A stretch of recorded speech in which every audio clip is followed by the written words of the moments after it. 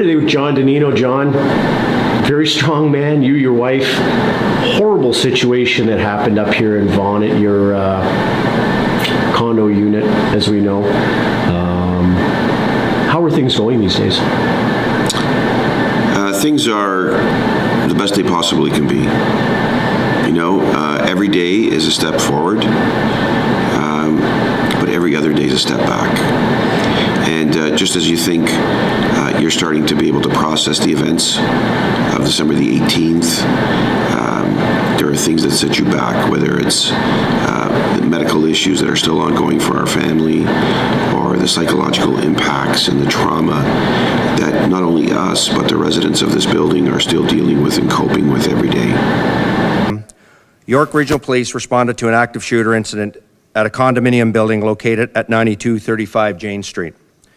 As I mentioned at the scene, officers arrived to find a horrific scene, with 5 deceased victims having been shot and killed in 3 separate units. Have you guys received any help with everything that's gone on? How have the York Regional Police been with you guys? How has the investigation sort of been, or do you know a lot?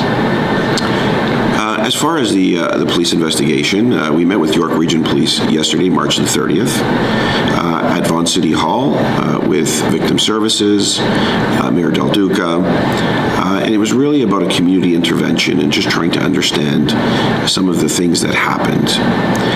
Unfortunately, the police aren't able to give us any concrete or detailed information because the SIU still has an ongoing active investigation in the officer-involved shooting.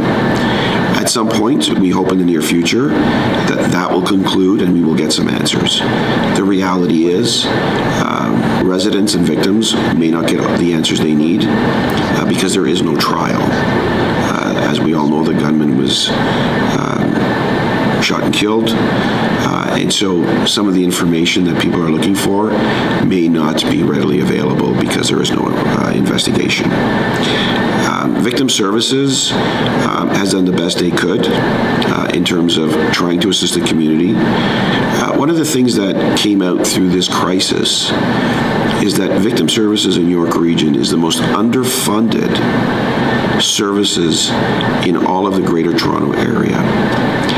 And their response and their ability to maneuver in a horrific incident was challenged by funding resources and by having counselors available to be able to work with the community. The good news is that we heard last night that a lot of those initiatives have been addressed, and the City of Vaughan has committed to greater subsidies and greater funding models. In fact, York Region Victim Services have said that they're introducing 6 new counselors to assist the current workforce to be able to work with all of these communities that need the support. Last thing, which is probably dearest to your heart, is how are you and your wife doing? How's your wife doing specifically?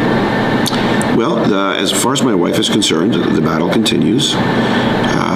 You know, this is a multi-stage, very complex rebuilding of her medical well-being.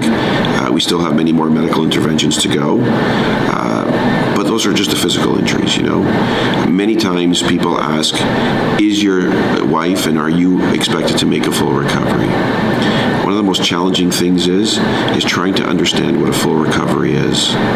Because quite frankly, we may be able to overcome the superficial and medical issues, but it's the psychological long-term impacts that nobody really knows when those may change or may get better, if they ever do. So full recovery, we don't know.